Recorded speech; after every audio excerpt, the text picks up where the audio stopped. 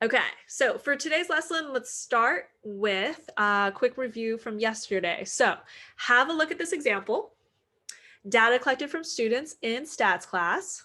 All right, don't worry, it's not you. And it's talking about height and weight. So I want you guys to describe the scatter plot. Describe the scatter plot using what we learned in our previous lesson. I'll give you a few moments to write down a sentence or two.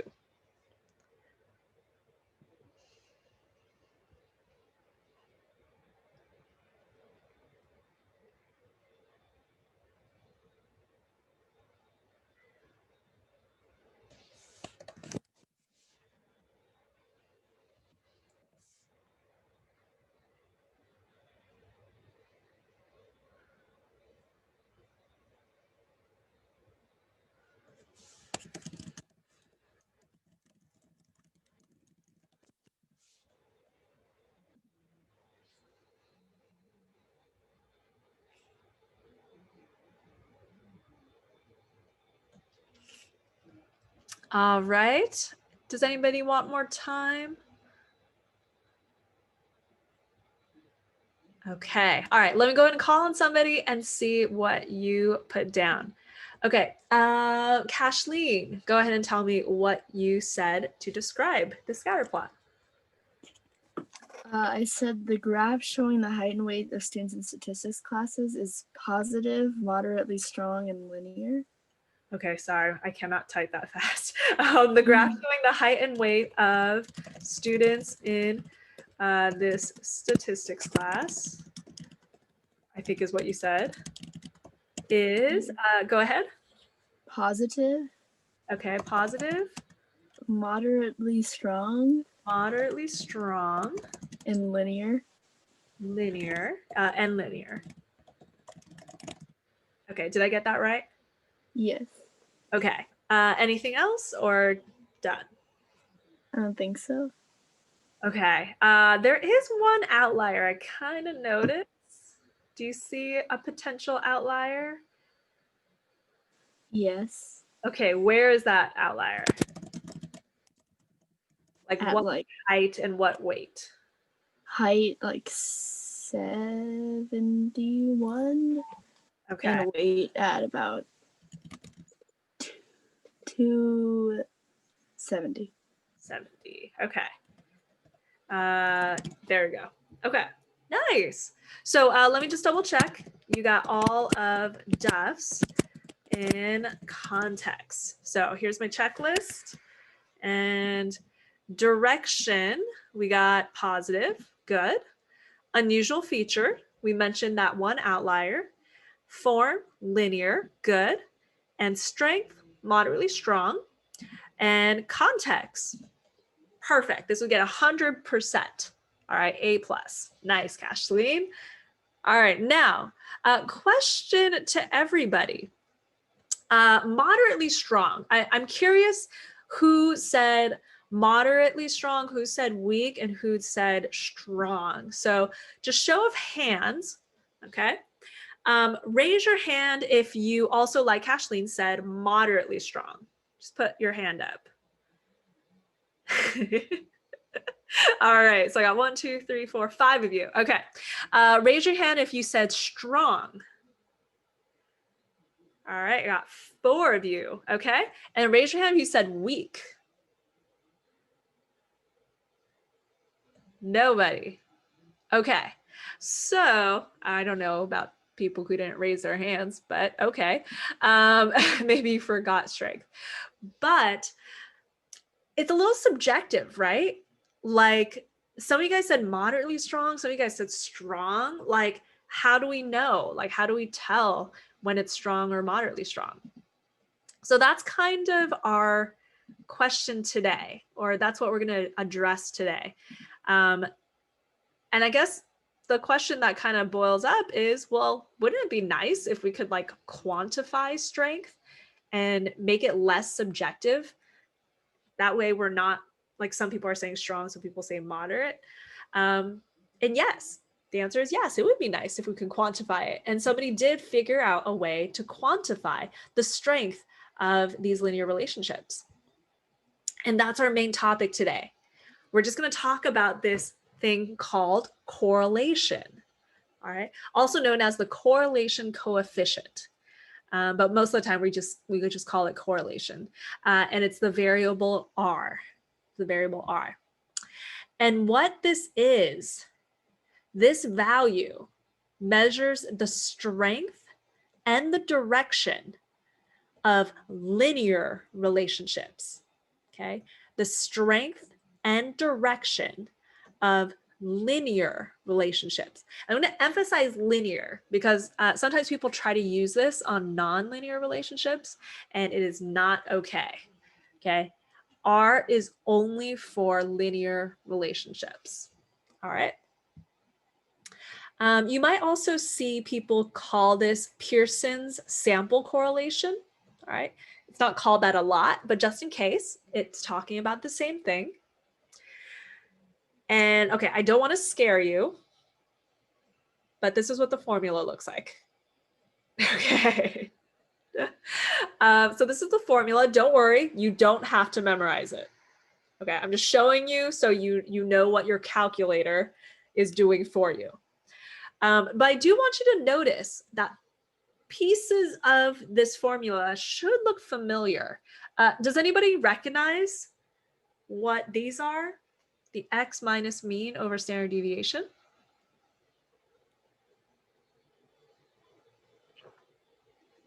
Z-score? Nice. Yes, these are z-scores. All right, so R is calculated from z-scores. And that understanding could help you with some of our properties later on. Good. Yeah, z-scores. All right, so let's go ahead and try an example, and I'm going to show you guys on your calculator how to actually calculate R and how to make a scatter plot. So Julia, can you read this one out for us? Sure. For the 6 primarily undergraduate universities in California with enrollments between 10,000 and 20,000, 6-year graduation rates and student-related expenditures per full-time students, X, for 2003 were reported as follows. And then numbers. Yes, thank you. We're going to create a scatter plot and calculate R. Okay, grab your calculators. And let's go ahead and see how to make a scatter plot with this.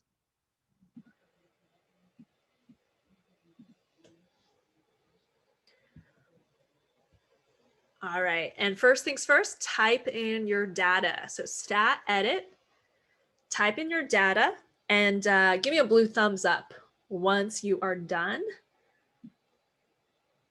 And that way I know when you're ready. So to make a scatter plot with this data, here we go. We're going to go second. We're going to go stat plot right above it. Turn on plot 1, hit enter. And under type, you want to select the first one, scatter plot. X list should be L1, Y list should be L2. That's all set up for you. So just hit zoom number 9 for zoom stat. And hopefully this is what you guys see. All right, is anybody not seeing this scatter plot on their graphing calculator? I got invalid dimension.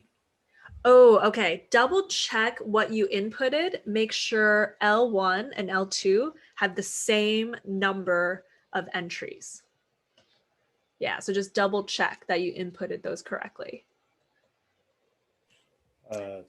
So like I'm supposed to have the same amount of entries on both lists? Mm-hmm. Yeah, so it needs Okay. to have the same number of entries. Oh, I also have the same problem. Yeah, it's I'm not sure why is it happening.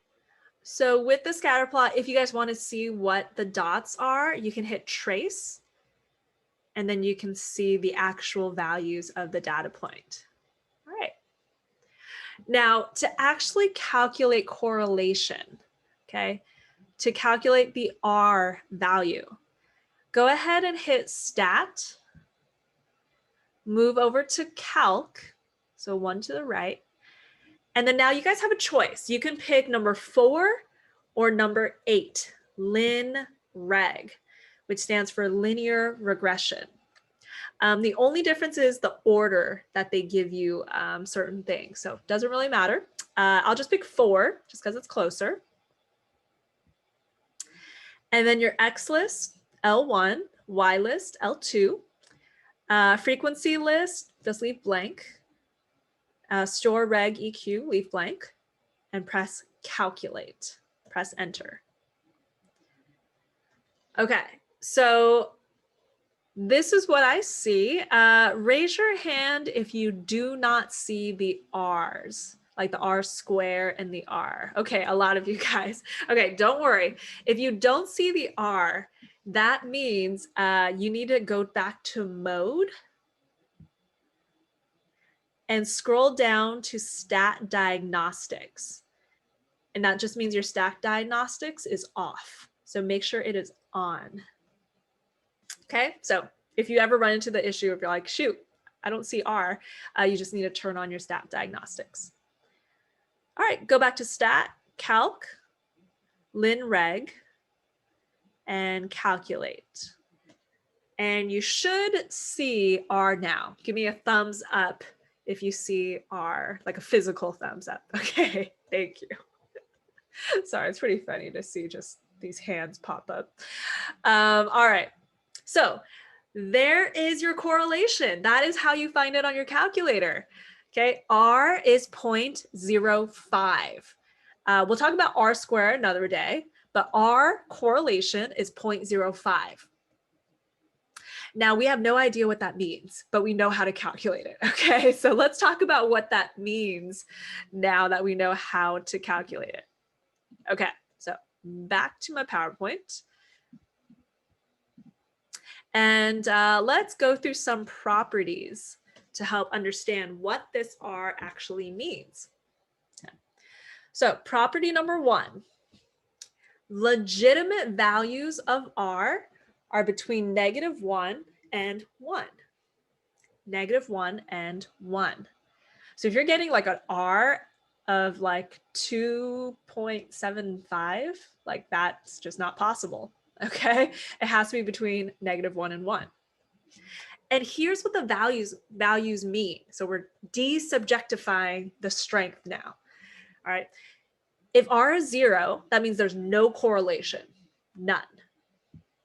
If R is between 0 and 0.5, positive or negative, that is a weak correlation.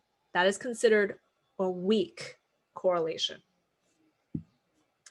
If R is between 0.5 and 0.8, positive or negative, that's moderate. That's considered moderate. And between 0.8 and 1, that's considered strong. All right. In fact, the strongest you can have is +1 or -1. That's like a perfectly straight line. Okay, any questions about, no correlation, weak, moderate, or strong?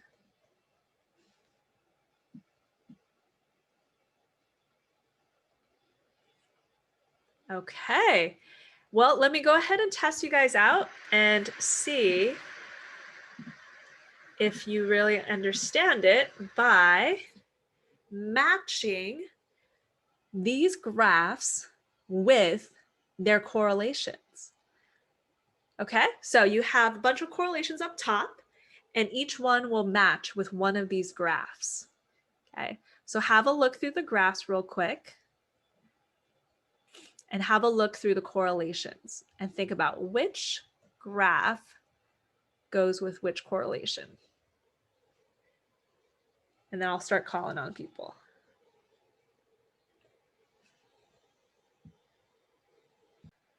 Let's see, Winter, what do you think for graph A? Which correlation would you pick for graph A?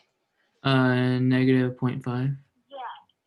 Okay, -0.5, good. So why -0.5? Because it's a negative direction, and 0.5 between -1, -0.5, it's going to be a weak.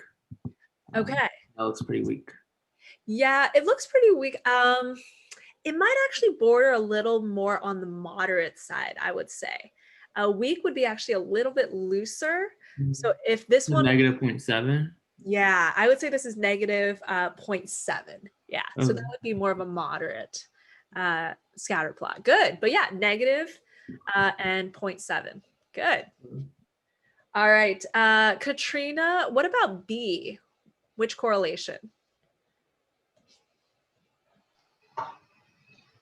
For B, um,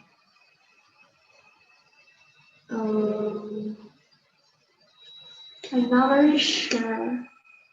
Okay, so start with like direction. Does it seem like it's going positive? Does it seem like it's going negative? Positive. For graph B, Wait, so it's wait, it's no relation. yeah, there's really no direction.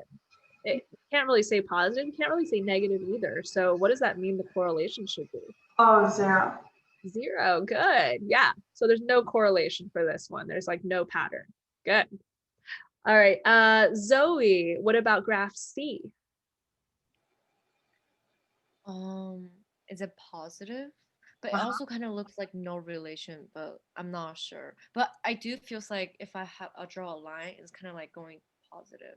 Yeah, it does seem like it's going a little bit more on the positive side. Like B, can't really say that, but for C, you Yeah. notice like there's nothing on the top left and there's nothing really on the top right. It's all kind of going, like, Yeah. yeah, in the positive direction. So it's very weak though. So which correlation would be positive and weak? I'm thinking about 0.3. Good. Yes, 0.3. I agree. Nice. Okay, Clarissa, what about graph D? D. Oh, sorry, D. Yeah, graph D. I got positive 0.9. Good. Yes, positive 0.9. So that is a positive and pretty strong relationship. Nice. Okay, we're going to save E. E's a little special, so I'm going to save E. And then F. Let's go to Brendan. I'd say it's negative 0.5. Good. Yes. So that's negative and it's pretty weak. Yeah. So between A and F, A looks a little bit stronger. F's definitely weaker. So I would give F the negative 0.5. Good. Nice. Okay. Amanda, I don't know if you've been keeping track, but what does that leave us with graph E? What have we not used? Do we have a 0 left over? Yeah, we have a 0 left. Now, that's a little surprising because Amanda, like, does it look like there's a relationship between X and Y in graph E? It does. Yeah, it definitely looks like there is a relationship. And in fact, it looks like there is a very strong relationship between X and Y in graph E. So now the question is, why is R 0 then? Because you can only use the correlation coefficient on linear graphs. Nice, good job. Yeah, E, there's no linear relationship between X and Y in graph E. No linear relationship. And that's why R is 0. But there is a relationship between X and Y. So be careful, guys.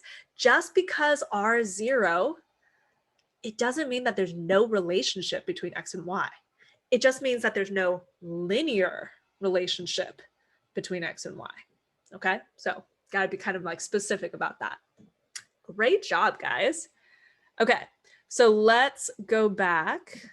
And it seems like you guys are solid on property number 1. All right, the numbers, the values for R. Okay, let's go into some of our other properties. The next one is talking about, well, what if, let's say, graduation rates, I wanted it in percent instead of decimals. So I multiplied all the Y's by 100. It turns out that R doesn't get affected. R would stay the same. In fact, if I were to add 14 to all the x's and multiply them by 5, or if I take the y's and add 30 and divide by 4, r would actually just stay exactly the same. Okay, so property number 2 is that r does not change when you shift or rescale. R does not change when you shift or rescale your data. All right, like adding, subtracting a constant, multiplying. All right, so R stays the same. Property number 3, very similar. R does not change when you switch the x and y variables. Okay, if you were to switch the x and y variables, R would stay the same. All right, that's property number 3. Let me take a pause. Any questions on our property number 2, property number 3?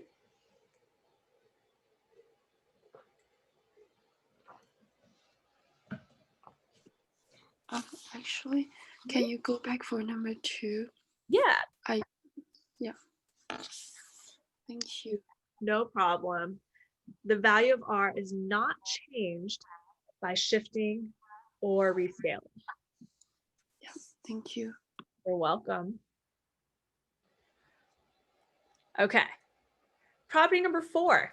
For example, let's say when we were typing or when we were writing these numbers, the 33.9 was a typo. Let's say it was actually 63.9. Let's see what's going to happen to R. So look at this original scatter plot. And the 33.9 is this point right here. All right, so if this point right here actually ends up being right here, look at the new R. That's a lot bigger, right? It went from 0.05 to 0.42. That's a huge difference. So moral of the story, property number 4, is that values of R are affected by extreme values, all right, by outliers. R is affected by extreme values or outliers. It's very sensitive, kind of like the mean, right? Very sensitive, likes long walks on the beach, enjoys poetry, okay? Very sensitive. All right, so that's property number 4. Okay, and lastly, property number 5, kind of going back to that example we saw in the handout when R was equal to 0. So if R is equal to 0, does that mean that there is no relationship between X and Y? Is that what R equals to 0 means? Hopefully you guys are shaking your head. Are you shaking your head? Okay, hopefully you're shaking your head, because no, that's not what that means. What does it mean? Does anybody know? Oh, there's no correlation. Good. Yeah. And can you be a little more specific? It's gonna be like curved. It's not linear. Good. It just means that there's no linear relationship. Nice. So it could be curved. It could be random scatter, like graph B from our handout before, right? It could be either of those. We don't know, but we just know that there's no linear relationship. All right, so this is our last property, which is that R is really only used for linear relationships, okay? R is only used to measure linear relationships. Okay, so just kind of emphasizing that in case you did not catch it the first few times, okay? All right, guys, so those are our 5 properties. Any questions?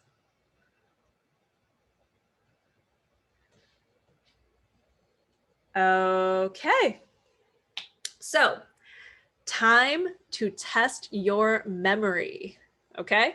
This is gonna be honor system, so try not to look at your notes.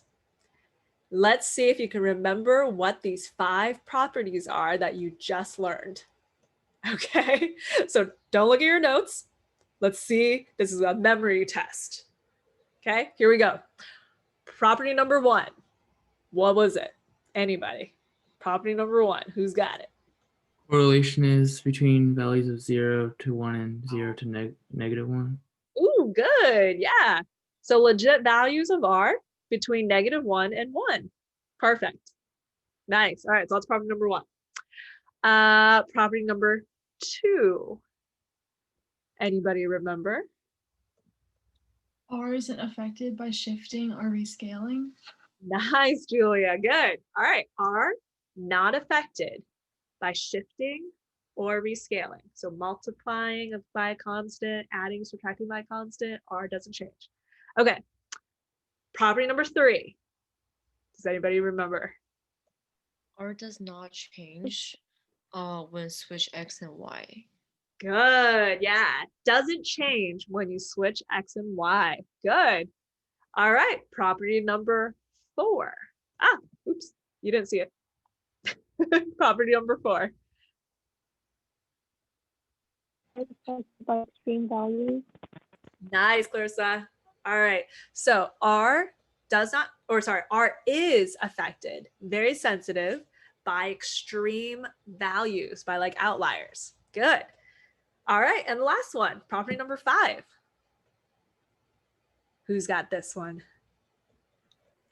R is only used for linear stuff, linear relationships. Yes, I like it. Yeah, linear stuff. I'm good with that. So yeah, R is only used for measuring linear relationships. Nicely done. Okay, I have no idea if you guys looked at your notes or not, but if you didn't and you remembered that, that's super impressive. So way to go. Okay, so those are our 5 properties. Okay, let's go ahead and wrap this up by now just finally, given an R value, telling what it means. All right, now that we have our properties, now that we kind of understand how R works a little bit better, let's interpret this value. R is 0.05. And I'll go ahead and tell you guys my interpretation. And I want you to tell me, what does this remind you of? Okay, I want you to tell me after I'm done interpreting it, what does this remind you of? So my interpretation of R, of this R, is there is a positive, weak, linear relationship between expenditures and graduation rates. There is a positive, weak, linear relationship between expenditures and graduation rates. What does that remind you of, guys?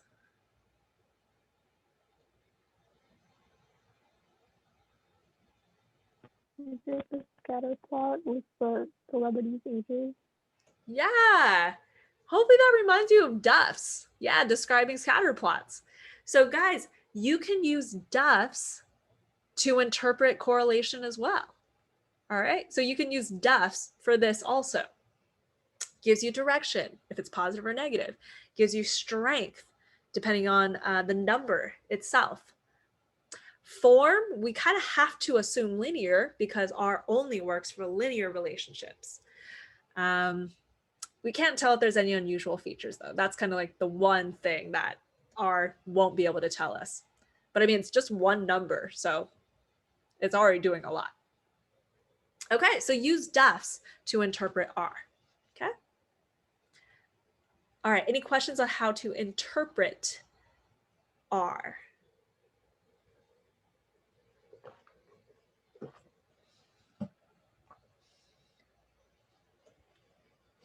All right, then my last kind of warning for you guys is be careful when you get, let's say, a relationship. Like let's say you get an R that's really strong, like 0.95 or like 0.97. Be careful about saying that that means if X changes, Y will change. Okay, be careful of that cause and effect relationship. So let me give you an example. Like, let's say I found that there was a strong positive relationship between the number of cavities a child has and the strength of their vocab. All right. There's a strong positive relationship between the number of cavities a child has and his or her vocabulary. If that's true, should I start feeding baby JP like chocolate like all the time? Should I just be like, here's candy, get better vocab? Is that what that means?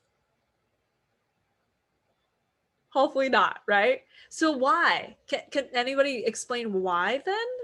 Like child's teeth, cavities, and vocab would have a strong positive relationship or show a strong positive relationship?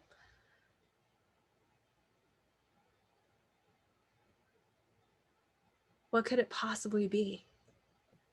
Maybe because like as you get older, you're probably gonna get more cavities, but also as you get older, you learn more words. Yeah, definitely. Do you guys remember what vocab term that's called back from like chapter 1 and 2? Lurking variable. Ooh, yes, good job, Amanda. Yeah, that's a lurking variable. And it's age, right? Both increase with age, but it doesn't mean candy is causing strong vocab. I mean, that would be amazing if, you just eat a bunch of Snickers before a vocab test and like you'll ace it for sure. That would be awesome. But unfortunately, that is not reality. So yeah, lurking variables. Okay, here's another fun example. This is actually true. Consumption of hot chocolate is negatively correlated with crime rate. That's awesome. All right. I'm going to run for president then, and I'm going to say like, hey, I'm going to put hot chocolate stands all across the nation. And, we don't, need to worry about crime anymore. No more police brutality. Everybody just gets hot chocolate, free hot chocolate for everybody. That will be my running platform. Is that going to work? Probably not. So why? What is the lurking variable? Can anybody think of what makes this relationship happen? Consumption of hot chocolate increases, crime rates decreases.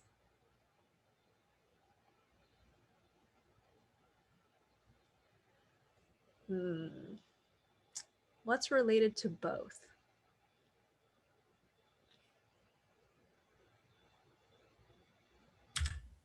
More younger people might drink hot chocolate, so like they're less likely to do crime, or like younger people are less likely to do crimes, like children. Oh, I see what you're saying. Oh, okay. So you're saying that like younger people drink hot chocolate and younger people, like kids, Yeah. don't commit crime. Okay. I can see that. Okay. I think though I think we're thinking like time sense. Maybe not like in one person's life, but like in general, like across the nation. Like let's say in the summer, right? Not a lot of people are drinking hot chocolate, but crime rates are high. And then later on in the year, consumption goes down, right? In a general population sense, but crime rate also, went down. Yeah, so there's like that negative relationship. I think I kind of actually accidentally said the answer. Did anybody catch it? Okay, I'll just say time of the year, cold weather. In the summer, not a lot of people are drinking hot chocolate in the summer. I mean, some people still do, but not a lot. And then crime rate, in the winter, a lot more people are drinking hot chocolate, right? In the winter. Crime rate also goes down in the winter too, because, well, criminals are people too, right? They get cold.